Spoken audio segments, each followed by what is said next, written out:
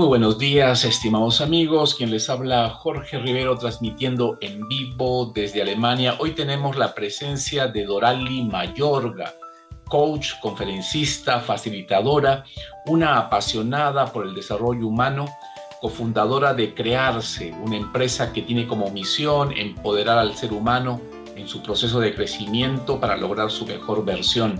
Hola Doraly, ¿cómo te encuentras? Hola Jorge, encantada de estar aquí hoy conversando contigo. Muchas gracias por la invitación. Sí, para mí es todo un honor poder compartir contigo estos minutos. Coméntame cómo así llega el coaching a tu vida, cómo manejas esta herramienta. Sí, con gusto. Creo que como muchos de los procesos y de las herramientas que en la práctica utilizamos, aquellos que nos dedicamos al tema de desarrollo humano, el coaching llegó a mi vida para necesidad personal, ¿no? Entonces, hace más de quizás 12, 14 años ya, con la muerte de mi padre, pues estaba pasando por un proceso complicado y encontraba buscar respuestas. Y así fue como entré en el caminito del desarrollo humano y de ahí fui explorando otras posibilidades y llegó el coaching. Y el coaching se me hizo tan potente en mi proceso personal que ahí dije, bueno, no me puedo quedar con esto. Esto tengo que compartirlo. Y he ido profundizando en diferentes técnicas y en diferentes herramientas que me permiten pues acompañar de manera individual o grupal con diferentes enfoques hacia los temas quizás de liderazgo, temas más de habilidades suaves de los ejecutivos y otros también que tienen que ver con el ser, con la esencia de la persona. Entonces, el coaching llegó para ayudarme a mí y se ha convertido en mi sentido de vida, ¿no? Realmente me dedico justamente a esto, a acompañar personas, ejecutivos y empresas a que reconecten con su poder personal. Algo que me llamó muchísimo la atención durante mis estudios y creo que fue de las primeras frases que me impactó del coaching, es que el coaching es poner la sabiduría del corazón al servicio del otro. Y creo que desde ahí es donde yo encuentro esta conexión para, pues sí, mente, emoción y acción, poder dirigir y acompañar a aquellas personas que llegan a mi vida. Así es como el coaching llegó y como hoy lo vivo. Otra de las facetas que has desarrollado es la faceta de escritora. Este libro, Muero de Miedo, una guía práctica para vivir desde la confianza. ¿Y qué te motivó a escribir el libro y cómo te ha ido en la presentación del mismo? Fíjate que Muero de Miedo recapitula estos 8 miedos que yo justamente en mi labor como coach he ido identificando que son los más poderosos, ¿no? Aquellos que como que ejercen más resistencia. Entonces, un buen día me di a la tarea de poner en blanco y negro todas esas ideas, todas estas eh, experiencias que había tenido con los diferentes coaches y pues me salió un listado bastante largo de miedos, ¿no? Entonces, de ahí fui puliendo hasta llegar a estos 8 que son los que presento en el libro. Y el libro tiene esta intención de, por un lado, ofrecer estos casos de éxito de coaches que han trabajado sus miedos. Por otro lado, compartir mi propio proceso personal con mis propios miedos y mis propios resultados. Y por supuesto que también ofrecer herramientas para que el lector pueda trabajar en sí mismo.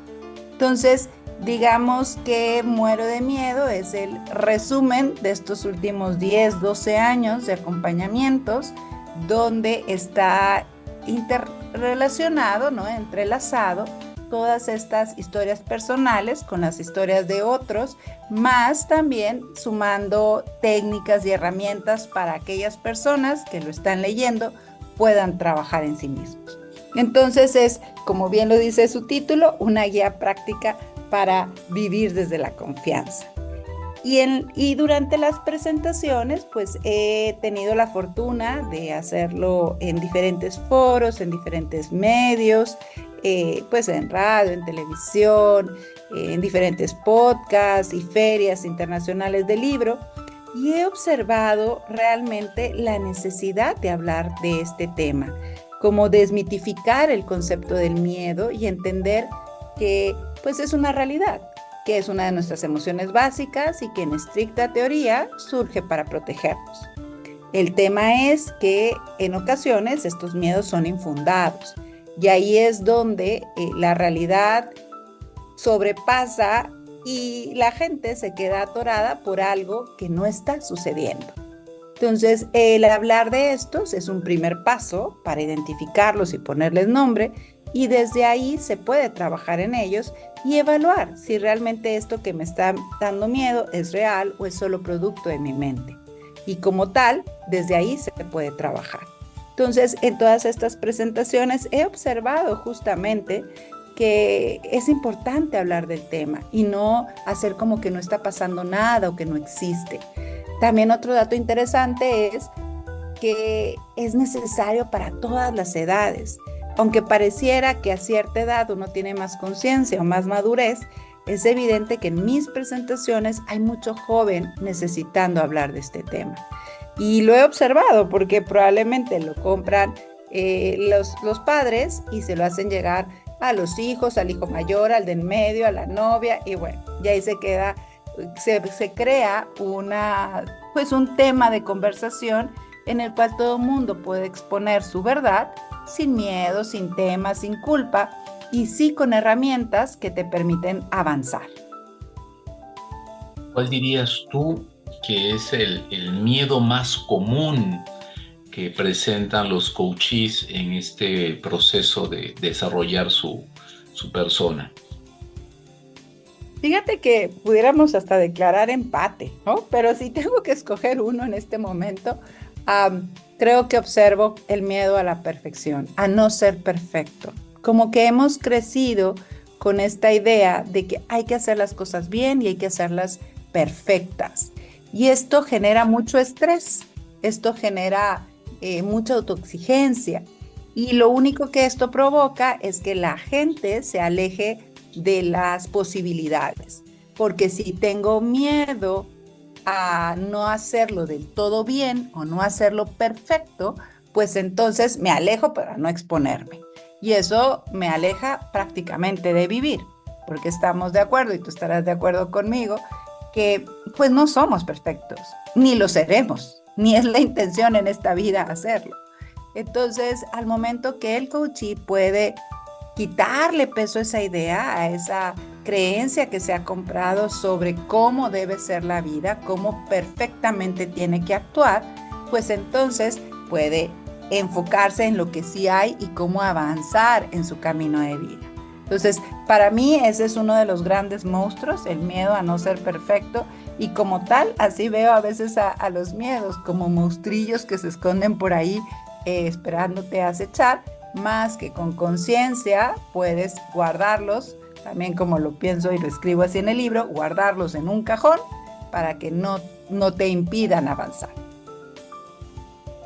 El día de ayer recibí la noticia lamentable del fallecimiento de el hijo de un muy buen amigo, un joven de 23 años, al cual le diagnosticaron un caso severo de leucemia y prácticamente su vida acabó en 5 meses. Se dio todo el proceso entre el diagnóstico y el fallecimiento.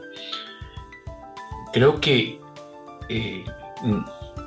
conocer o opinar con relación a este miedo, ¿no? Al de perder a un hijo. Cuando uno pierde a un padre o a una madre, recibes el rótulo de huérfano. Si pierdes a tu esposa, eres un viudo, ¿no? Pero el hecho de perder a un hijo no tiene un calificativo, una denominación.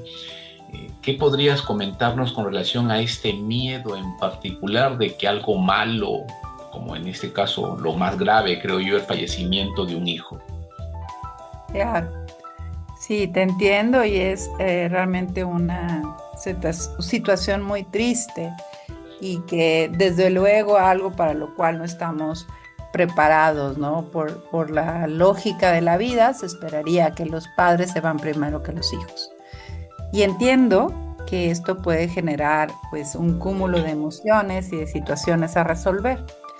Aquí creo que lo importante radica en el hecho de que, este caso que me comentas, pues ya hay una situación, hay un hecho que hay que resolver. Y ahí es más que otra cosa un trabajo emocional para ayudar a los padres a quizás a reconectar con el sentido de vida ante la pérdida de un familiar tan cercano, ¿no? Y sé que se oye fácil y también sé que no es así, que es un proceso que toma tiempo, trabajo, para que se vuelva a acomodar internamente pues ese gusto por la vida ante una situación como esta. Más ahí estamos hablando de un hecho, algo que sucedió.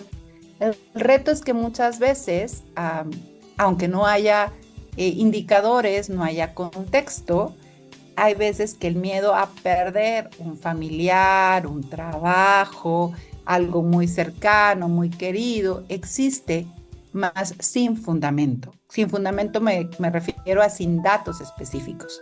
Por supuesto que surge el miedo por experiencias vividas, ¿no? Por historias del pasado, experiencias vividas que te detonan de alguna manera más esta sensación a ciertas personas más que a otras. Entonces, imaginémonos que de chica, de chico, tus padres perdieron el trabajo, entonces tú te quedaste con esa historia y esa es la que parece que rige tu vida. Y desde ahí el miedo pues se potencializa. De igual forma puede ser una experiencia cercana o no en relación a la muerte.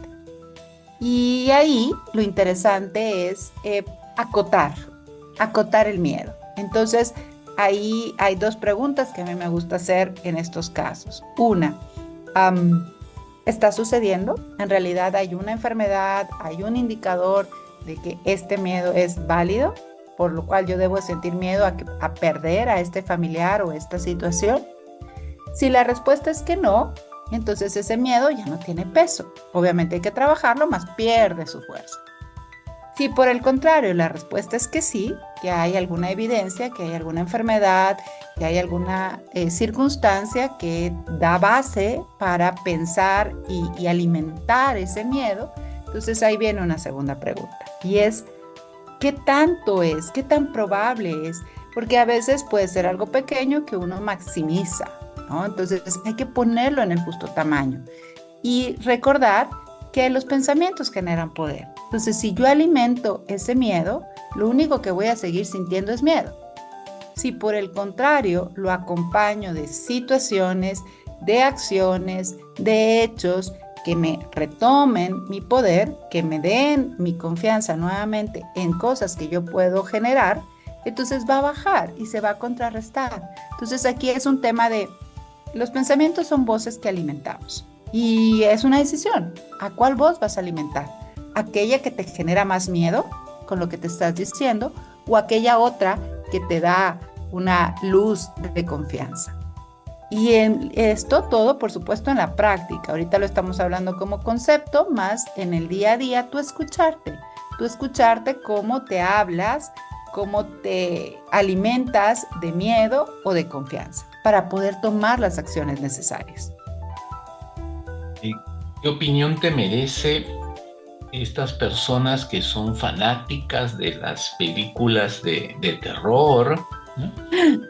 que van al cine para asustarse, ¿no? O sea, para sentir miedo? Y la producción, ¿no? En abundante en ese sentido. ¿Qué opinión podrías darnos con relación a este factor, a este tipo de cine? Me encanta la pregunta. Y fíjate que bien chistoso porque hace rato conversaba con una persona en sesión y hablábamos sobre de bajar el estrés, ¿no? Entonces yo generalicé y dije, no, pues es que a lo mejor las películas, ¿no? de miedo. O sea, antes de dormir es importante que pongas algo que no te genere estrés, ¿no? Fue el comentario así a manera general, ¿no? Como para ir bajando la intensidad eh, y que tu mente se pueda callar y que entonces puedas descansar y de ahí entramos al tema que estábamos hablando, ¿no? El punto es que la respuesta fue, es que a mí esas películas no me dan miedo, ¿no? A mí ni me estresan, ni me dan miedo, ni nada. Entonces, bien interesante recordar que cada uno tenemos un patrón diferente de emociones. Entonces, yo, por ejemplo, yo personalmente no me gustan esas películas, no las veo y sí considero que el cine hace muy buena labor porque me genera estado emocional de alerta, ¿no? La música, los colores, ¿no? Entonces, yo prefiero no tener esa necesidad y disfruto otro tipo de género, ¿no? Otro tipo de películas. Más habrá personas que tienen diferentes sus emociones y que no las viven como yo, ¿no? Entonces, para ellos ir a esa película, pues a veces hasta les da risa, ¿no? No tienen el mismo sistema emocional. Entonces, ahí es importante identificar. Yo personalmente no soy partidaria de estas películas, sino más bien busco en general en mi vida no leer noticias alertadoras, no estar estresada por situaciones que están pasando que no están bajo mi control. Entonces, por tanto, pues noticias, programas, series, películas no entran en mi sistema emocional porque no les veo el valor, ¿no? Más ahí ya es una decisión particular y también del control de emociones de cada persona. Creo que ahí es, si se toma como hobby y la persona lo puede manejar, pues será decisión personal. Yo personalmente recomendaría irnos a otro tipo de género, ¿verdad? Alguna vez escuché la palabra epigenética, donde nos hablan que en el ADN de nuestros antepasados, nuestros padres, abuelos, bisabuelos, está determinadas huellas de comportamiento, de emociones. Por ejemplo, si el bisabuelo le tenía miedo a las arañas, en este factor epigenético, el bisnieto heredó ese miedo, ¿no? Y también le tiene miedo a las arañas. No sé si has oído hablar de este término epigenética. Sí. Ah, pues un poco hay diferentes teorías al respecto y entiendo que nuestro ADN pues trae carga emocional de nuestros ancestros, ¿no? Dicen por ahí, por ejemplo, también que las enfermedades traen una parte de la genética, traen una parte del entorno, ahora, obviamente los virus y bacterias que encontramos, y también de nosotros, ¿no? De cómo manejamos las emociones. Entonces, no dudo que haya una parte que heredamos, ¿no? En nuestra personalidad, en nuestro comportamiento, en nuestra manera de reaccionar, más desde luego no es determinante. Desde luego eso nos quitaría totalmente la capacidad de construir una vida diferente, ¿no?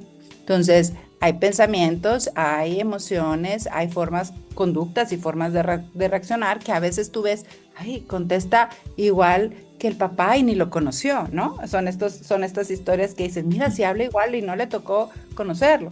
Por supuesto que hay un factor genético, más hay un factor aprendido por la sociedad y lo que es aún más, hay un factor propio de decisión personal, de qué quiero aprender, de qué quiero hacer diferente con mi vida hoy. Y desde ahí, cualquier patrón derivado de la genética, de la historia de vida o de las experiencias propias de la infancia puede traducirse. ¿Te ha tocado en la consulta con los coaches aquellas personas que presentan un cuadro inverso, vale decir, aquellos que no le tienen miedo a nada, que son temerarios y que tienen demasiada confianza para hacer prácticamente todo, y uno tiene que ayudarlos a reducir, Exacto, a darles exacto. un poco de miedo? Llevarlos a otro lugar. Sí, también me ha tocado esos escenarios. Aquí algo interesante es que cuando es un extremo, incluso se considera como enfermedad.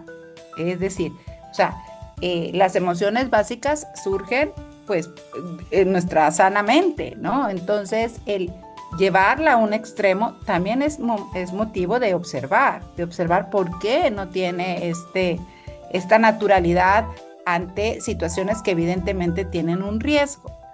Y esto también tiene que ver, como lo comentaba previamente, pues con su historia de vida, sus experiencias, y a lo mejor no le tocó de otra más que ser muy entrón o entrona o muy aventado para sobrevivir, para salir adelante, ¿no? Y aquí algo que es interesante es, obviamente, poner a la persona en el momento de decir, ok, en algún momento esta forma de ver la vida funcionó y fue necesaria. En algún momento se requería de ti esa valentía, esas ganas de salir adelante, etcétera, etcétera. Pero ¿actualmente se necesitará? Y ahí es donde la persona entra en reflexión. Porque probablemente ese estilo, esa forma tan aventurada, ya no es necesario. Y es cuando la persona actualiza sus creencias, sus formas de reaccionar, sus emociones, y desde ahí puede vivir la vida de una manera diferente. Y nada más darle el justo valor, recordando que ya no está en crisis, que ya no está en peligro, que está bien, que está en un momento diferente de vida. Y cuando das o actualizas un nuevo contexto, la persona puede mediar y decidir ya a lo mejor evaluar los riesgos desde una manera diferente. Con relación a estas situaciones límite, te pongo un ejemplo. Un amigo en la universidad me dice: Jorge, sube a la motocicleta y te llevo a tu casa. Yo nunca había subido a una motocicleta, pero me subí. Él no tenía casco, yo no tenía casco, ¿no? Y estábamos avanzando en la motocicleta cuando un patrullero nos hizo el alto, ¿no? Un vehículo, una patrulla de la policía nos hizo el alto. Pero mi amigo, en lugar de detener la moto y asumir pues la multa, ¿no?, por no llevar los cascos, aceleró para perder a la patrulla y se metió entre un parque, subió a la acera. Fue toda una persecución al estilo Hollywood. La cosa es que logramos evadir a la policía, pero desde esa fecha yo nunca jamás vuelvo a subir a una motocicleta. Claro, claro. ¿Qué dirías tú con relación a ese tipo de miedos donde tú ya lo marcas y no vuelves a asumir ninguna situación similar o algo parecido? Sí. Definitivamente hay momentos culmen, que se le dice, ¿no? Estas situaciones que no olvidas. A veces pueden ser positivas, es decir, jamás se me va a olvidar el nacimiento de mis hijas, o pueden crear una limitante, ¿no?, que es hacia donde mandaría mi mirada. Entonces, evidentemente esta situación, ¿no?, este caso en particular, donde pues tu vida corría peligro, ¿no?, iban sin casco, alta velocidad, huyendo de la policía, obviamente te va a ti a buscar no volver a repetir esa situación, ¿no? Por supuesto que tú vas a estar protegiéndote, cuidándote, y esa es la labor del miedo. El miedo sirve como protección. En estricta teoría busca cuidarte, ¿no? Y aquí la pauta será nuevamente validar los riesgos reales, no los de las historias del pasado. Es decir, en aquel momento, pues obviamente en la adolescencia, pues quizás se corrieron algunos riesgos mayores, ¿no? Más hoy en día, si tú quieres vivir la experiencia, cuidar con todos los cuidados y con todas las precauciones, no estás en las mismas condiciones. Y ahí es donde el miedo puede ponerse en una dimensión diferente. Es válido si no quieres volverlo a hacer, por supuesto, porque va la respuesta hacia esta protección, ¿no? Y la pregunta será si prefieres evitar esa experiencia por la seguridad de no volverlo a hacer. En la medida que cada persona conteste a estas preguntas, va a determinar si se arriesga o no. El tema aquí es que es algo recreativo, ¿no? Es una diversión y no va a afectar tu desempeño quizás en tu trabajo, en tu relación familiar, en tu amistad. Lo preocupante sería si esa situación o esa experiencia de vida te limita en aspectos del día a día, de tus metas, de tu familia, de tu trabajo. Ahí es donde hay que voltear a ver. Porque es cierto que tenemos cientos y miles y millones de miedos, ¿no? Digo, los traté de plasmar en el libro, más obviamente cada uno de ellos tiene un compleja telaraña, ¿no? No es un solo miedo, hay una variedad de cosas de fondo. Y los que hay que atender son aquellos que te están limitando a avanzar en el momento. Si tú estás en una fiesta, estás en una reunión y entonces te estás quedando fuera de la fiesta porque con precaución no participas en esta actividad, ahí será tu decisión el cuestionar, ¿me aviento o no? ¿Le doy un paso adelante al miedo o no? Más la clave, insisto, es solamente identificar si ese miedo te aleja de lo que para ti es importante en el momento. Porque a lo mejor esto no es tan fundamental. Y desde ahí tú dices, a ese no lo atiendo otros 5, 6 o 3 miedos que tenga por ahí.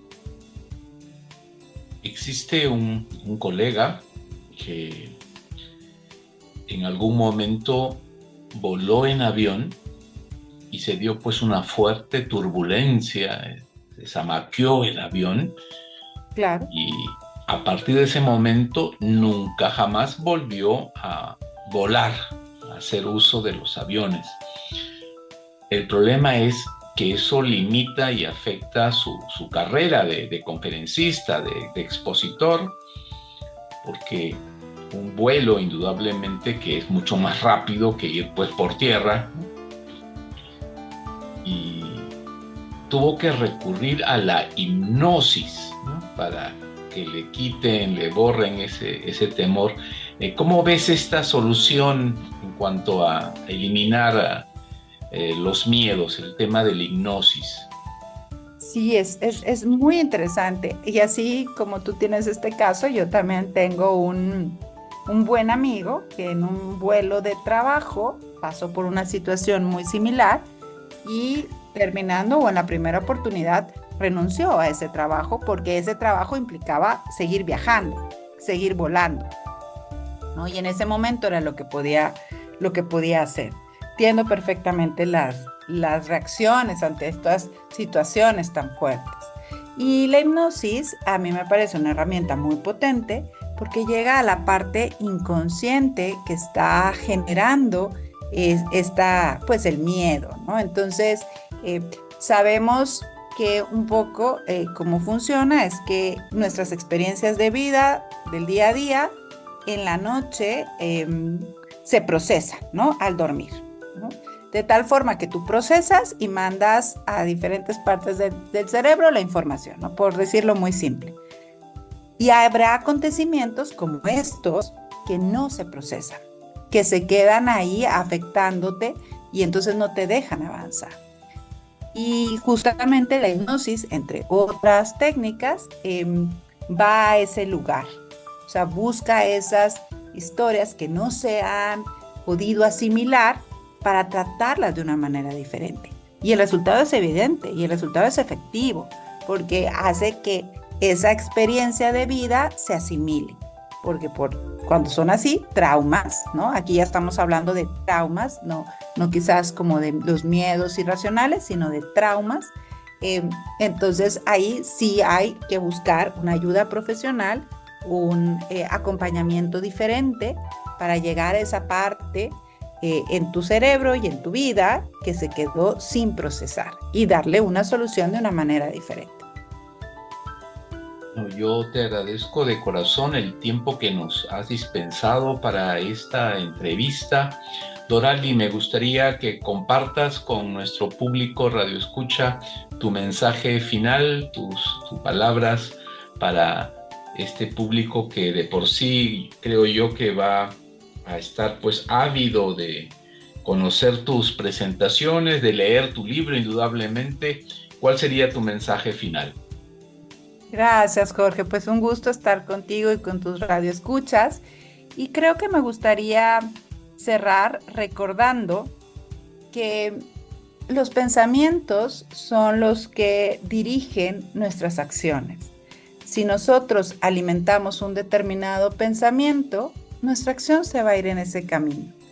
Si por el otro lado alimentamos un pensamiento de poder y algo que nos abra posibilidades, entonces generaremos las condiciones para avanzar en la vida. Dicho esto, entonces me gustaría finalizar diciendo que solo hay dos caminos para vivir, desde el miedo y desde la confianza. Y tú decides cuál pensamiento alimentas más.